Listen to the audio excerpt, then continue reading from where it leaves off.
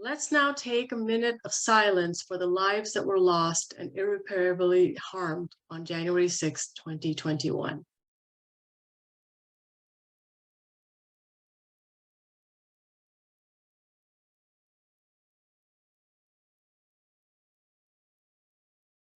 Thank you. If you have questions for tonight's speakers, our question sorters will do their best to select them so they can be asked right after LWVUS CEO Virginia Kase Solomón speaks, so that they can be answered by tonight's vigil for our, and also toward the end of tonight's vigil for our other speakers. I will now introduce Carolina Goodman, who is the chair of LWV Greater Los Angeles Committee on Criminal Justice Reform. Carolina will do us the courtesy of introducing our National League of Women Voters CEO, Virginia Kase Solomón. Thank you. We're here tonight because what we witnessed on January 6, 2021 created a collective trauma, an assault on our democracy, arguably unlike anything seen since a civil war that brought the end of slavery. We're here to remember those who gave their lives defending our democracy on that January 6th. Recognize that the attacks on our democratic system of governance are continuing, and rededicate ourselves to mass mobilization in defense of our most basic of freedoms, our right to vote. It is a privilege to introduce to you Virginia Kase Solomón, who is not only our CEO, but a tireless activist. Prior to joining the League of Women Voters, she served as the Chief Operating Officer of CASA, an organization at the forefront of immigrant rights movement, representing nearly 100,000 members. Virginia has spent the past 27 years of her career fighting for social justice and civil rights. As the CEO of the League of Women Voters, Virginia builds upon her vision of an inclusive democracy where every person in America has the ability and opportunity to participate and advocate for issues that matter to them. She has testified before Congress on election administration. Virginia was the recipient of the 2019 Hispanic Heritage Award for Leadership. And in March 2020, she was named to the People in Español's Most Powerful Women of the Year list. She serves on the boards of the Leadership Conference on Civil and Human Rights, the Democracy Initiative, the Steering Committee for Open Government, and is a member of the National Election Task Force on Election Crises. She also served on the Honorary Committee of the National Archives Foundation, Rightfully Hers initiative, commemorating the passage of the 19th Amendment. Please, everyone, welcome Virginia Kase Solomón. Hi, everyone. So happy to see you. Thank you, Carolina and all of the board members for the Bay Area League, and for Candia for inviting me. Again, just really, really happy to be here with all of you, with my fellow league members. I am a member of the DC League as well. I think that's an important one to say. So I'm not just somebody who works the league, but I'm also a league member fighting for DC statehood. You know, today, when I was invited to come and speak today about January 6th, it was one of those moments, I think, where many of us who live in DC, and I live about 2 miles from the Capitol, we're still processing what happened that day, because it was very surreal, especially for people who live close by and work on the Hill. And it was a moment, I think, that will stay imprinted in our brains. There are those few moments in American history where everybody knows where they were, what they were doing when that happened. And January 6th was absolutely one of them. I will say that for myself, I live near, anybody who's been to DC knows there's a pretty efficient metro system, and I live about 5 minutes away from one of the metros in Brookland, near Catholic University. And that day I was working from home, as we all were because of the pandemic, and there was a sea of red hats walking by my house on the way to the metro station. And I had one of those signs on my I won't call it a yard. It's like the plot of grass next to my stoop, mind you, because it is DC. But it was one of those signs that says, love is love, Black Lives Matter, LGBTQ rights or human rights, just one of those little yard signs. And I heard the people coming through and they were loud, and somebody took my sign and ripped it up and threw it, and they were chanting, all lives matter, and some really ugly things. And so I think for those of us who live in the neighborhoods surrounding the Capitol, who many of these folks went and used our metro system to get there, we knew trouble was brewing. I think so many of us saw, even before the attack on the Capitol, no matter where you were in the country, we were hearing these stories on social media about people coming, people claiming to be patriots coming. And what we saw that day was anything but patriotic. We saw one of the worst attacks on our Capitol. And I think, as we go back and reflect on that moment, there are a lot of things to look at. One was, what were the failures in government that happened? What failures happened that were why was there an inability to prevent this from happening? And then who were the individuals responsible? And I say where was the inability to prevent it? Because it should have never happened. It should not have been able to happen. And the 9/11 Commission report, for those of you who may have read it like me, raise your hand if you're like the nerdy person who reads the commission reports. One thing that struck me in the 9/11 Commission report that I'll never forget was they talk about it being a failure of imagination. And I think there's always a failure of imagination when it is others. And I think that's another thing that we have to examine. Many people failed to imagine it was possible because of who did it. Had this been a sea of Black and brown people going through the streets, heading to the Capitol, you would have had a different response. I think we can all agree upon that. But because we saw a sea of predominantly white men, many who were former military and law enforcement officers, who were supposed to be, quote unquote, backing the blue, many people didn't take this threat as seriously as they did, as they should have. And then last but not least is what have we done since to prevent this sort of thing from happening again? And I think these are questions that we all grapple with. We know that more than 900 people since that time have been convicted, but none of those individuals are quote unquote higher up individuals. None of those individuals are people that really have an impact on policy or legislation in this country, people who have the ability to garner the type of attention that that would have us all believe that there was some progress. Many of these were low-lying individuals, so to speak, people who were everyday Americans who basically got caught up in the conspiracy theories and the hype and this anti-government movement. But the people who should be accountable have really not been held accountable to this day. I think we all know that this is not a situation that will never happen again. It could happen again. I think we were all fearful of what could happen again. We can't relive every single moment. It's for me, I think, one of those things, and for many of us, that it feels somewhat traumatic. It's almost like watching 9/11 happen again, or watching the George Floyd video time and time again, where you relive this trauma over and over again. And it has us forced us to ask ourselves the question, what is it? What is it that we can do in order to prevent something like this from happening again? And I think the first thing that we have to do is tell the truth.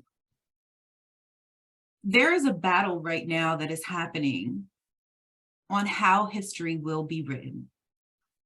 The history of that day is being whitewashed. It's being told differently depending on who you ask. You have legislators who were there in the chambers that day who just now say these were just, good people who got caught up in the excitement. These weren't bad people. These were just people who got caught up in the excitement. People who say that on that day it wasn't really as bad as people, like as our eyes told us that it was, right? So I think one of the things that we have to do for many of us, and especially the League, is tell the truth. And that can be really difficult for the League in particular, because we stand on our nonpartisanship values. And at times, for each of us, we wonder, how do we tiptoe that line between telling the absolute truth and not crossing a partisan line? And I think that one of the things that I am very proud of to this day is that we have not shied away from that at the League. We have told the truth. We have let the chips fall where they may, but we weren't part of the whitewashing of that history. And it's a story that we need to continue to tell. And we need to continue to commemorate that day and lift up the men and women and people who fought for democracy. Those legislators who went back into the chambers and still certified the election. Those Capitol police officers and Metropolitan Police who went in and made sure that they did their duty, regardless of the consequences. And then I would say the journalists and citizens who told the story as accurately and as difficult in a difficult time as they could. And then the January 6th committee members. The League we were fortunate to be able to participate in some of those hearings and be able to stand and watch the testimony and listen to the testimony around January 6th. And the congressional report just led us to a place where I think we all knew. We knew a lot of this. We had seen a lot of this, but now we're able to finally see that full report. I think we need to hold accountable the Justice Department to make sure that they do their job, because there are many people still who have not been held accountable. And then we need to be able to make sure that we have legislative policies in place to make sure that that can't happen again.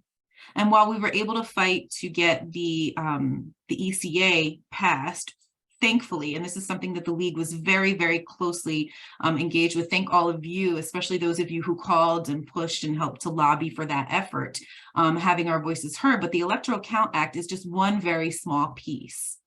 It's making sure that we find ways, whether it's, through pieces or through big omnibus packages, but any way that we can to push through the John Lewis Voting Rights Advancement Act and what was formerly known as the For the People Act. We have to be able to get as much of that legislation pushed through.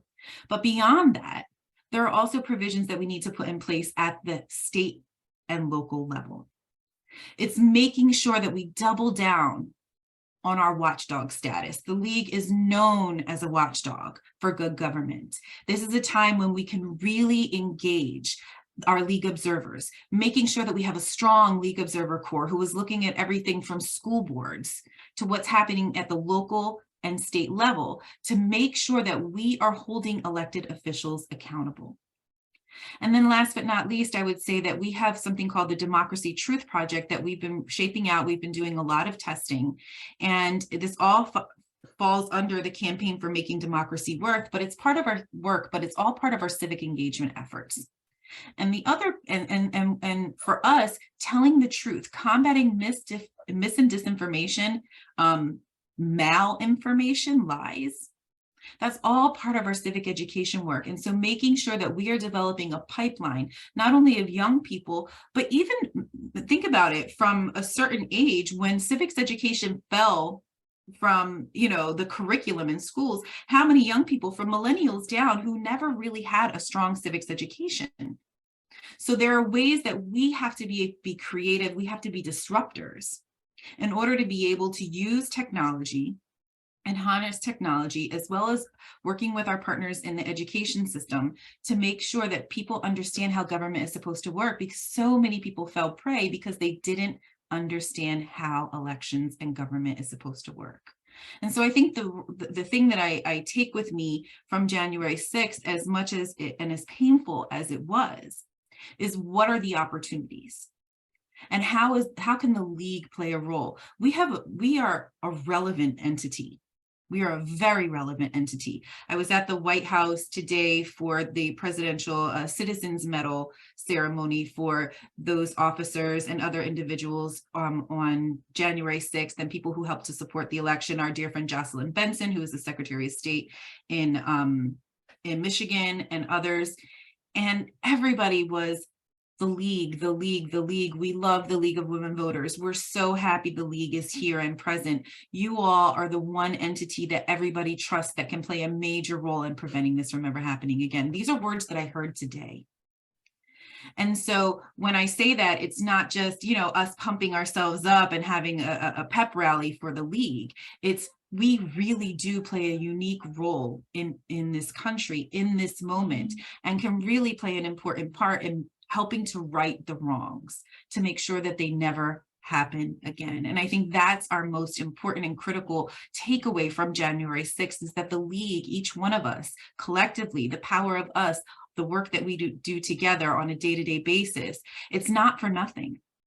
And I know sometimes, especially if, as volunteers, this is not your primary thing. This is not your bread and butter that allows you to, you know, it's not what you wake up and what pays your bills.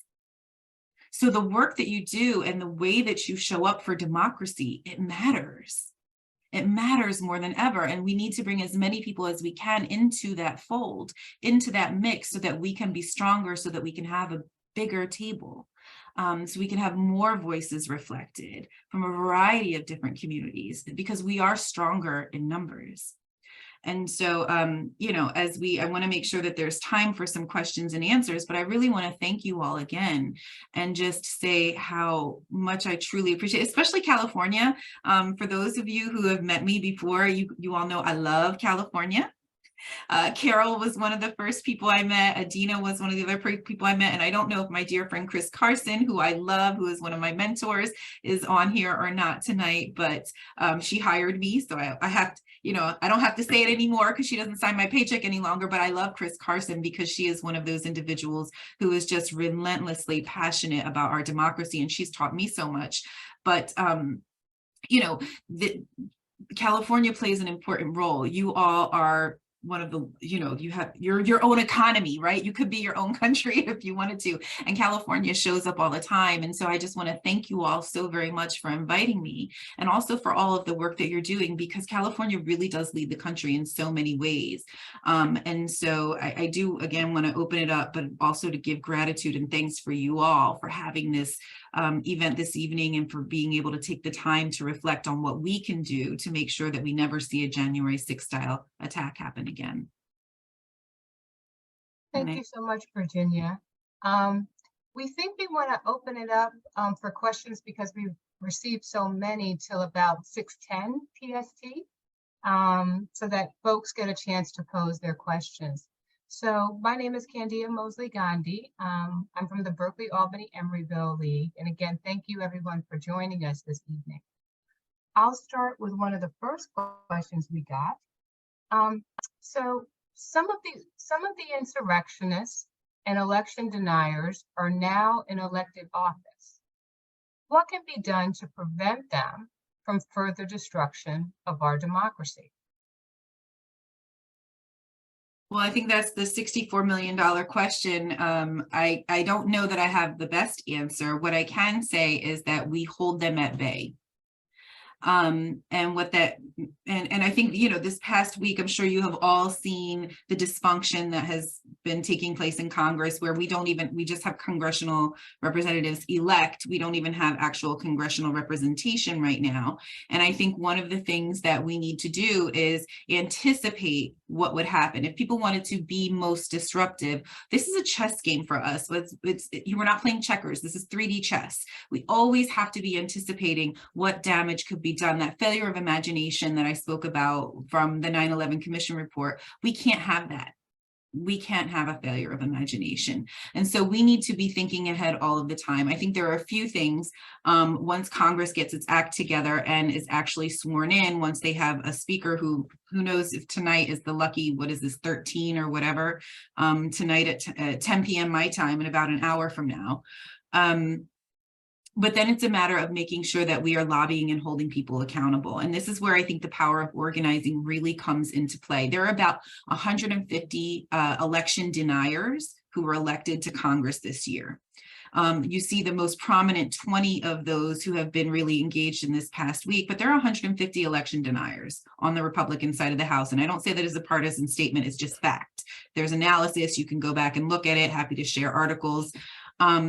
So I think it's making sure the squeaky wheel always gets the oil. And so it's whose voices are they hearing? And that's where local leagues are critically important. More than ever, our local leagues hold so much power because that means that we are constantly making those phone calls, that we are sending letters, we are sending emails, we are making sure that they hear from their constituents. Every single one of those 150 election deniers, making sure that we are letting them know what it is we want and being the loudest voice in the room. And so I think that's one thing for local leagues. The other thing I would say is we need to really think about what that watchdog status looks like. Again, I go back to the league observers because many of these people emerged from it wasn't out of nowhere. They were either school board members or had been part of some local community group or something else. And so we need to be thinking about who those individuals are and what motivates them and who do they listen to. Right? So it's paying really close attention. When I say all politics is local, it means that more now than ever. And so again, I would think that that is one of the things that we can the most important things that we can do is really having our voices heard and organizing our communities as much as we possibly can. Thank you. The next question is, how can we best use our time and energy to help our government and work as we prepare for the 2024 election? Can you repeat that again? It went out a little bit. I'm sorry on my audio. Oh, that's okay. How can we best use our time and energy to help our government work and to prepare for the 2024 election? Well, it depends on how you define government. If we're talking about state government versus federal government, I think at the state level, one of the things that I love about California is, well, and probably is I would find miserable if I lived in California, but you guys have the longest ballot in like American history. I noticed you have very long ballots, but you all are very effective at using ballot measures. You're very effective at making sure that you have good progressive legislation in place. And I think when it comes to election administration in California in particular, but for all states around the country, it's looking at all of those elections the administrative piece, the piece that nobody really likes to get into, that wonky piece. We need wonky folks more than ever to be doing that analysis of what election policy looks like, to make sure that people can't co-opt and find those loopholes. We need to start to be able to think in a way that is different than the way that we've always thought. And what I mean by that is, and I'll share this after a kind of an anecdote for you. When I was working in the immigrant rights movement, after President Trump had been elected, we got a subpoena from the Homeland Security around our membership records, our members. They wanted to subpoena our member database. They were looking for people who were undocumented in this country. And so we had a big fight on our hands. They found a loophole, something that we didn't think that they would ever use against us. And so Alejandro Mayorkas, who is the Secretary of Homeland Security now, who was a friend to us, was working in a private law firm at the time. I called him up and I said, Ale, can you come talk to us? I don't know what to do here. Do we have to give this information over? And so he helped with some legal information. But what he did, which was the most important thing he could do, is he looked at our member database. He had a team of attorneys who looked at this pro bono, looked at what the rules were in Homeland Security, looked at what we had in place. And he said, you need to think the way that your opposition thinks. He said, oftentimes we're fighting for good and we're never thinking about people who want to do harm and want to do evil will do. And I think that that's such an important thing. So when we look at policy, when we look at legislation, when we think of how it can be improved, we also need to be thinking through the lens of how can they do damage? If I was to try to do evil, if I was trying to do bad things, how do I think through the lens of our opposition? And I think the more that we can do that and the more creative we can be, I think that that's really important. And I guess, going to the idea of voter suppression, I think somebody just put in here, Nancy just said, it's about voter suppression. It absolutely is.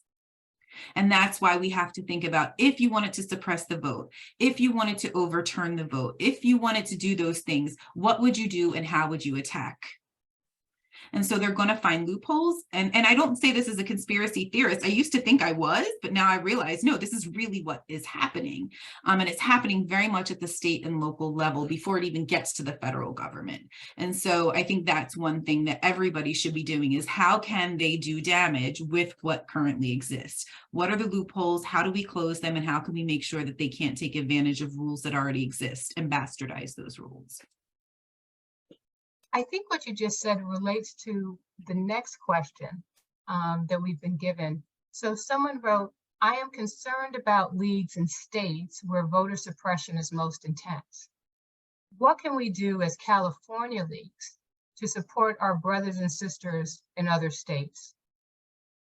Yeah, that's a really good question. One of the things that we've seen some leagues do, and actually in California, I think you all have done this before as well. There are some leagues that don't have the same capacity that California has, for example. And the more that we can have sister leagues set up where you have kind of a counterpart, whether it's a local counterpart in a state like a Mississippi or in Arkansas, or you have another state league who might be in Georgia, for example, who don't have the same level of capacity. If you don't have the same level, not that you don't have plenty on your plates already, but if you have individuals who can lend an extra helping hand, so to speak, in supporting those leagues who maybe don't have the same level of capacity in doing the outreach, in doing that watchdog stuff, because many of these meetings and everything else we know are held online now. Zoom has kind of stuck with us. You don't have to be in person for everything. Helping with the organizing, whether it's through digital, phone calls, sending emails, all of those things. And so as we think, I remember when I first came to the league, I was so confused by the 3 levels of league, because it gets really, it gets very confusing. I think how we speak with one voice, we always hear speaking with one voice at the league. I think the more that we can speak with one voice and that we can be those supports to one another when we need additional capacity, that's the best that we can lean in. And at the national office, we are working on trying to figure out how we can do that and help with those leagues. But we've had, especially around Vote 411, for example, which I know you all use a different tool, but with Vote 411, we have leagues who weren't able to get enough candidate responses, and they just didn't have enough people to make sure that candidates would respond, for example. And so you have leagues from other states, volunteers who have decided that they're just going to make it their life's mission to make sure that every candidate responds to the candidate questionnaires. And so that kind of support for one another is actually really critical. Thank you. Another question we received. There was a widespread failure in the various national intelligence agencies, which knew this event was being planned and did not prepare to defend our capital. How do we keep that from happening again? So I don't know that I have the perfect answer for this, because I think that there are people way more well-equipped than I to answer that. I think one of the things that was problematic, I believe personally, is these indefinite appointed positions. What we saw, there were a lot of people who were not confirmed into very high level positions within the government during the previous administration. And so I think there needs to be a timeline and a requirement for when seats are filled and how long somebody can be in a temporary role. I think the balance of power, I think there were a lot of issues, DC government, for example, and Mayor Muriel Bowser, who doesn't have the ability to call the National Guard herself, for example. She can't just call the National Guard in. And so there was a lot of confusion on who had the right to call the appropriate law enforcement into place to be able to control what was happening. And so I would say this is my plug for DC statehood in one way, to make sure that DC has the autonomy to be able to have the representation they need to make their own decisions. And that's why something like DC statehood is so important for all of us, not just for the residents of the District of Columbia. So the more that you're able to support that, thank you, and talk to your elected officials in California about that. But it also, again, goes to, you know, these temporary appointed positions that we need to make sure that that they are filled. And then there is, you know, a different the communication systems. I know I've used 9/11 as an example as well, but there were communication failures. And so we need to do a really deep dive into what the communication systems were not speaking to one another. There was not the interagency coordination that should have been in existence. And so there are a lot of things, I think, from a policy standpoint and from a rules standpoint that could be put in place to help mitigate the damage. I don't know if people are intent enough. I think anything is possible. So again, it's always playing that 3D chess. We can't be behind the 8 ball. I think, you know, a blind person could have seen what was about to happen. And for some reason, the government just was unable to be effective that day. And so it's about making sure that we're shoring up our systems. Thank you. Another challenging question. How can the League help bridge the differences between Republicans and Democrats? Is the League being seen as partisan since we're speaking and acting out against the election deniers who are, for the most part, Republicans? Yeah, I think, you know, one of the things about our partisanship, and it's really interesting because being neutral is not an option in this moment. I think we can all agree upon that. Neutrality doesn't mean nonpartisanship. We have to stand, our mission requires us to empower voters and defend democracy. And so part of the defense of democracy is to tell the truth. And I think one of the things that I love about the League and one of the things that we pride ourselves on is not only telling the truth, but making sure that people have information that is accurate. And so when we see mistruths, when we see mis and disinformation, malinformation, it's correcting that information. And I think making sure that people have accurate information that is backed and supported by truth, by facts, by data, that's where we need to lean in time and time again. If you notice, we don't ever at the national office call people names. We don't support or endorse candidates, right, across League. It's going back and saying, how are we leaning in on facts, truth, impact on issues? I mean, we can have a debate all day with any elected official because we can go in and look at impact on issues. If that's not your, you know, your bedside reading by now, I know it's probably not like the one thing that everybody goes to bed looking at, but it is the one thing that we can stand on when it comes to issues. And so I think we're fighting for issues and for policy and positions. We're not fighting against people. It's what we're fighting for. And I think as long as we center policy and issues and truth in everything that we do, we're able to stand above the fray. There are always going to be people who are going to say we're partisan. Cleta Mitchell recently had an interview where she called us the League of Women Vipers. The League of Women Vipers. And it was hilarious because there was this Washingtonian event that I had to go to a couple months ago. And there's, you know, I was there for like voting rights and democracy, and she was as well. And so, you know, I looked at her and I smiled, you know, she's somebody else in the democracy space. And I'm not going to sit there and make it a personal thing with this one individual. And the looks that I got was like daggers coming out of her eyes because we were the League of Women Voters. And we have to be okay with that. We have to know that there are people who are going to call us things. They're going to say we're partisan hacks. They're going to say we're this and that. But I will tell you, the funniest thing is in California, some people think at times that we're too conservative in California. And then, I'm sorry, yes. And then if you go to like South Carolina, as soon as we talk about climate, we're like far left, like we're like the farthest left you can go, right? Depending on where you are. So it's also very much positioned on where you are. What does your community look like? What are the politics of those communities? And we're never going to be everything to everyone. But the one thing that we do have and that we can pride ourselves on is people respect us. The League brand is respected, probably one of the most respected in the country, because if nothing else, people know that we tell the truth. So they can accuse us, but as long as we're backing it in truth and policy and our positions, I think we're okay. And I think we have time for one final question. This is difficult because there's so many good ones.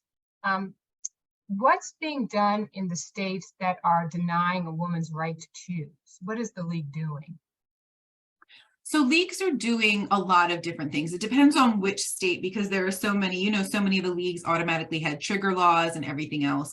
And so we're working really closely in a variety of different states with organizations like Planned Parenthood and others to make sure that leagues are putting forward policy and fighting for laws that would protect a woman's bodily autonomy. That's number one. And I think the more that we can educate people and stand in partners around what abortion is and what that issue means for women from a healthcare standpoint, from a religious standpoint. I mean, there are so many different ways that we're able to, but at this point, it's very much focused on education and advocacy to try and change laws. We know that it took 50 years for them to undo Roe. We know that it's going to take a long time to win some of those protections back, especially with a Congress like the one that we have. And so what we need to do is make sure that along the way, we are continuing to chip away and support leagues in the states who are doing that hard work. You're not going to see federal legislation anytime soon. I can tell you that much. You're just not. And so what we need to do is redirect our efforts to supporting those states and working with our partners. And that's why coalition is so important. I know you all probably can tell, or those who know me know, I'm come out of an organizing space. I believe in the power of organizing. I think that it's people power that changes laws. And so, coupled with great policy and advocacy work, right? I mean, I think that we have to be very, very intentional on making sure that we are doing all of the education, all the lobbying, effective advocacy that we can, and partnering with coalition partners to make sure that we are changing laws. And even if it's piece by piece, I mean, I know I was one of those people who was very frustrated because there were some leagues who were like, okay, but we need to get an exception for this, or we need to get an exception. I'm like, no exceptions. We want it all. Like, this is terrible, especially for those of us who don't know a life pre-Roe. I'm one of those individuals. I was born after Roe was law. So the idea that this is something that is now unattainable for so many people, and we see what's happening, the harm that is being, like, literally putting people's lives at risk. We have to be as creative as we can. The National Council on Jewish Women, like in Florida, for example, they have a lawsuit right now because they believe that it is a religious right, that it is a requirement. And so looking at unique ways on filing lawsuits to make sure that we're protecting a woman's right, all of these things are critically important. And that's why the coalition partnerships really, really matter. Shout out to the National Council on Jewish Women, because they've been a really great partner with us as well on this. Thank you so much, Virginia, for spending this time and sharing this space with us on the 2nd anniversary of the insurrection. We really, really appreciate you sharing your words this evening. I just want to thank you all. Like I said, I'm fired up, ready to go. I hope you all are. We have a lot, there's going to be a lot of noise. The one last thing, if I could leave with everybody, is, we don't have to respond to everything. Staying laser focused on our issues and not having, there are times when you do need to have tunnel vision. I think right now democracy requires that of us. And so I'm just so thankful for all of you and for pulling this together, and happy to come anytime. Carol, let me know when you want me back in California. Like, I will. Planes, I will travel again. I love California and I love all of you. So thank you so much. Thank you. Let's thank Virginia, everyone in the chat. Thank you so much.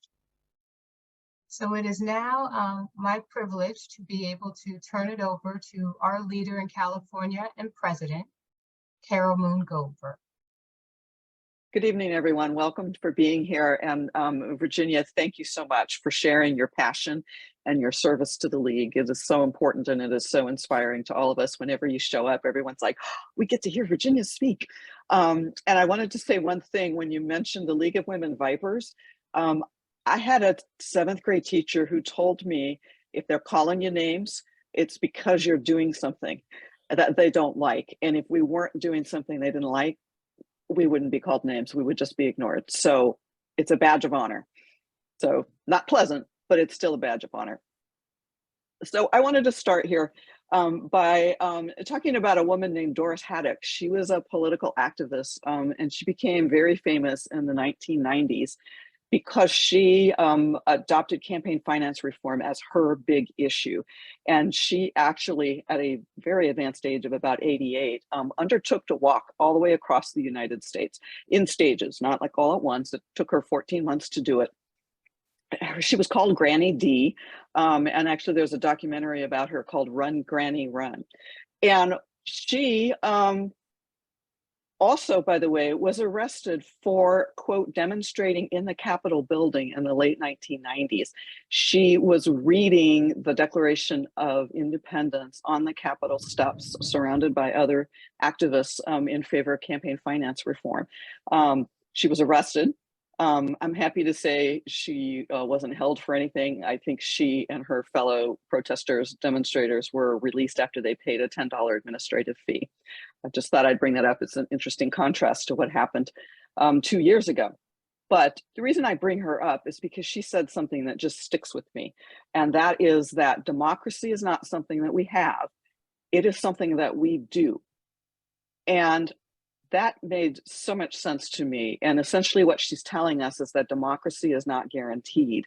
Now, our organization understands this concept, and that's why for over 100 years, the League, our mission, and the work we do matters so much, because we know that we have to work to make democracy work, to hold it for us and for all of those who follow us. So whether you are registering voters, you're sharing information with them, you're driving equity-based policy changes within your counties, your cities, the state. You're holding state and local officials accountable for their behavior and their actions.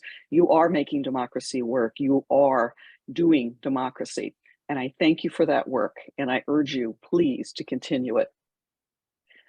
Now, the League understands that voters have been bombarded by dis and misinformation. And as a state organization, we feel like the best way to respond to that is actually to get ahead of it and to offer information that is good and clear and accessible before the rumors hit, so that we're trying to inoculate people against the mis and disinformation, because they'll say, no, we know that doesn't sound right, because we know what is right. So during the 2022 elections, the Leagues created and distributed over 140,000 copies of our Easy Voter Guide that is translated into 5 languages. Your local leagues are all key to that distribution chain, and I appreciate your work very much. The League in California worked to close the voter participation gap between the affluent older voters and younger voters of color by running a Get Out the Vote campaign on TikTok and Snapchat. It was created by and for younger Black and Latino voters. Those were our targets. And what we did was ask TikTok influencers to develop and deliver a set of key messages for each week leading up to the election. We gave the influencers the messages, and we asked them to deliver it in their own styles, their own voices, in ways that would resonate with their followers and their audience. These young people bring their unique take and their trusted voice to their followers to help them remember that it's important to vote, to understand why turning out for an election is so important. Also, and this was the first time, we created and distributed a voter education and outreach toolkit that covered key election topics in plain language. We included links to hotlines and other information. We included social media graphics and messages. This was translated in 4 languages. This was done in partnership with groups like NALEO, Asian Americans Advancing Justice, Disability Rights California, and the ACLU. This was for use by you in your local leagues and for any nonprofit, nonpartisan organization in the state. So we hope to continue that in the future. The League, of course, has Voter's Edge, our online voter guide, which includes candidate information, a ballot lookup, and campaign finance data. We are the only one that does offer campaign finance data online. And we worked in conjunction with Common Cause and a variety of other groups, poll watching, handling phone calls, doing all of that work on election day to watch what happens. We were fortunate this year. I think the weather was bad and it kind of kept some scary people away from drop boxes and entrances to polling locations. And so we got a little lucky there, I think, but that was good. We were ready. We were ready for it. Also defended democracy, and by the league, I don't just mean LWVC, I mean all of our local leagues as well. During our redistricting cycle, we have our independent redistricting commission statewide. So we had Chris Carson, who Virginia mentioned, and Helen Hutchison, bird dogging that process, watching it for us, paying attention, making comments. But we also had local leagues up and down the state looking at the redistricting process as it was ongoing in your county and your cities. That is so important because that is where citizens have a voice in drawing those lines and ultimately in determining who their elected officials are. You all did that, and I thank you for that. Now, the league also works in the legislature to protect elections and voters. This last year, we co-sponsored a bill to prevent erroneous voter registration purges, to make sure that before a voter is purged, that voter gets notice that it's about to happen and an opportunity to stop that from happening. And also, this bill included protections for the voting rights of people who have disabilities and are under conservatorship, but who aren't necessarily not mentally able to participate and just merely physically able to participate. We wanted to make sure that those people could also vote. The league supported legislation that allows public entity employees and contractors, like elections officials and people who work for elections, to use the Safe at Home address confidentiality program so that their home addresses, their personal phone numbers were not available for potential harassment purposes. We want to protect them. We were very happy that the governor signed that bill. The league also supported a bill to clarify the right of military and overseas voters and voters with disabilities to complete a same-day registration form and to cast a ballot. And also this year, the league was chosen to sit on the Secretary of State's Motor Voter Task Force. This task force was established pursuant to legislation that the league co-sponsored and supported all the way through the legislative process. And it's a task force that is charged with monitoring the Department of Motor Vehicle registration processes to make sure they're running properly, to make sure that undocumented people who hold driver's licenses are not inadvertently registered, which could be very bad for them, and to make sure that the process is understandable and open to those who are eligible to register to vote. We also supported a bill about local recall elections. This falls into the mis and disinformation category. This bill will require statements as to why a local or city recall election is being called for. On the petition that is presented to voters for signature, that explanation will be on the petition. And that statement will also be subjected to the same standards that we already use for candidate statements that appear in voter information guides, whether it's the county one or the statewide one. It also offers an opportunity for voters and other candidates to challenge the accuracy of those statements. So we're hoping that that will prove to be effective for us and prevent recall elections being called for on inaccurate, misleading information.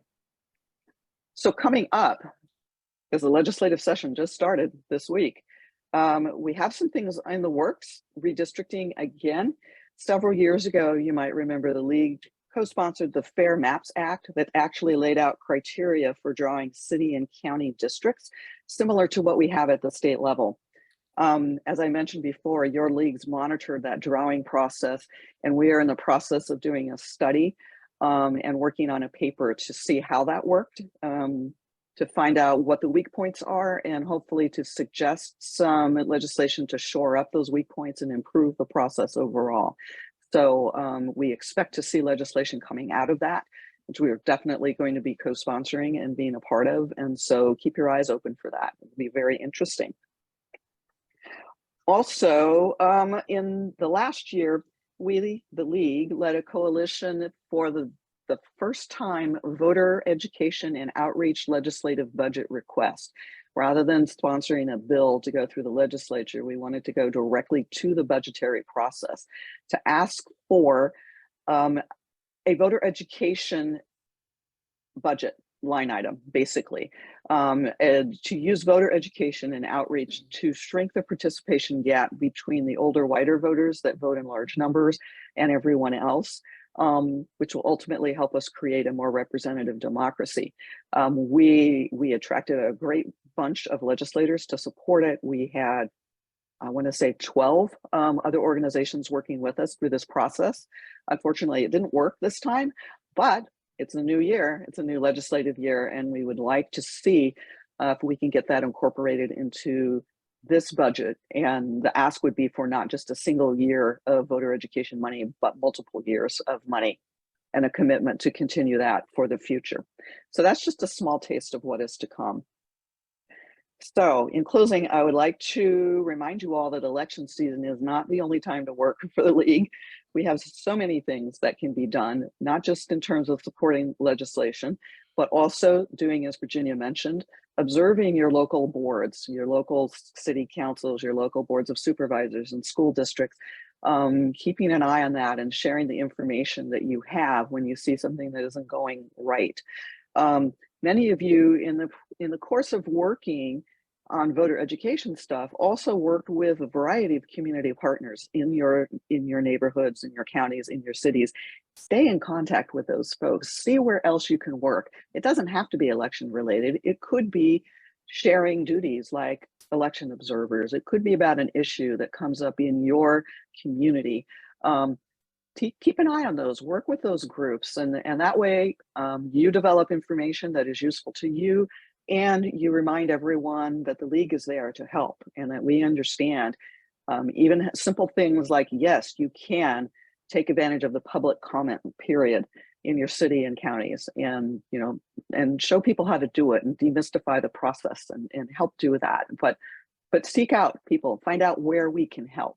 And not necessarily we tell them what they need, but have them tell us what they need, and maybe we can help them. It'd be a great building process, a great relationship building process that will benefit everyone up and down the state as time goes on. So finally, I just thank you again for your work during the last 2 years. Yay, League, keep it up, and I look forward to seeing what the future brings us. Thanks so much. Hi, I'm Roma Dawson, and first let me thank Carol for the leadership she provides. We are so lucky to have you here in this state with us. I'm president of the League of Women Voters of the Bay Area. League Bay Area is an ILO, an interleague organization that works in the 9 counties and 101 cities in the San Francisco Bay Area. We monitor regional agencies and we work on issues involving more than one county so that the League always speaks with one voice in our region. We all know how important that is. We strive to solve problems that transcend political boundaries, and we have some, many positions on preventing urban sprawl, providing workforce housing close to jobs, promoting regional transportation systems, and just to make what we do a little bit more transparent, because transparency in these huge regional agencies is one of our primary goals. Most recently, we monitored the development of Plan Bay Area 2050, developed by MTC, Metropolitan Transportation Commission. We reviewed the plan with, again, League positions at all levels in mind, and most importantly, the ability to achieve our equity goals. Monitoring the progress of Plan Bay Area is going to be part of our ongoing work. And this year, we also worked in an effort to help create a seamless public transit system among the 27 separate transit agencies in the Bay Area. And yes, you heard right, 27 separate transit agencies. We're making progress, but it's going to be, like Carol says, a lot of our work is a long slog. So we're closely watching some potential ballot measures. We're working on a study, a full-blown League study on regional government. We'll be updating some of our positions, and a shout out to Virginia in particular and Carol for mentioning Observer Corps. I'm going to put our email into chat So if any of you are interested in getting more engaged in these monolithic, sometimes unfathomable agencies, you can contact us. In reflecting on the events of January 6th and the chaos going on right now in the House, I thought of a quote that I never liked, and I can't get it out of my brain for some reason. It's from our second president, John Adams. John Adams said, "Remember, democracy never lasts long. It soon wastes, exhausts, and murders itself.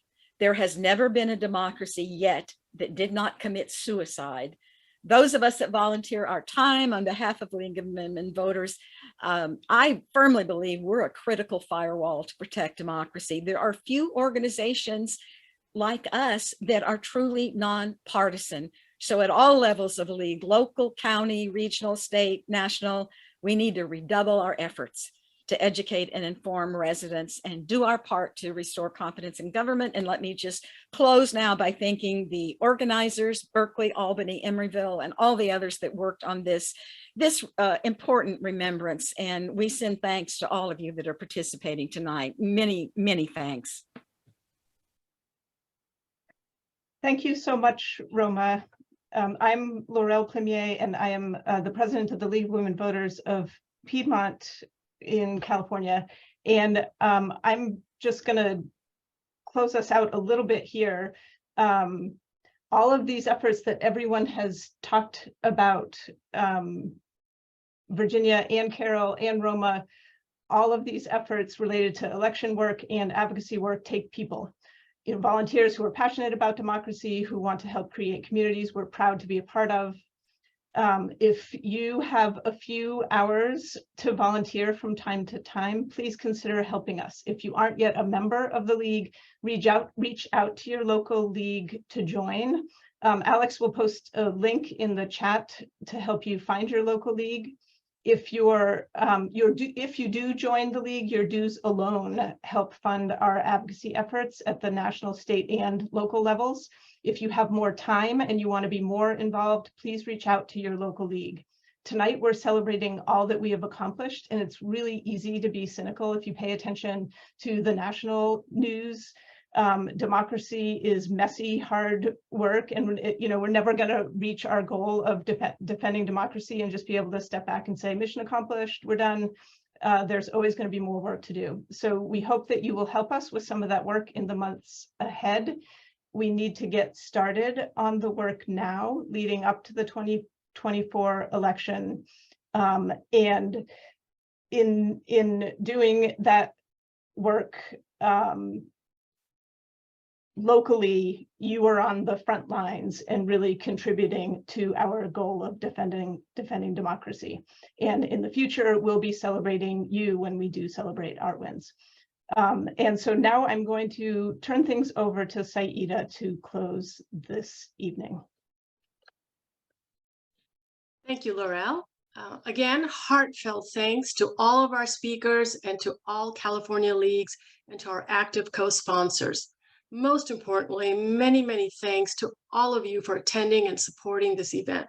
Let us never forget that a healthy democracy requires our participation. So do become actively engaged with the League, especially in voter service, to protect our voting rights and democracy. As we start preparing for 2024, remember that the League of Women Voters, as a nonpartisan organization, plays a very important role in protecting democracy, because voting rights and good governance are nonpartisan and important for all of us. Once again, thank you so much for attending, and we look forward to you joining us as a valued member and supporter to continue to make democracy work. Thank you and good night.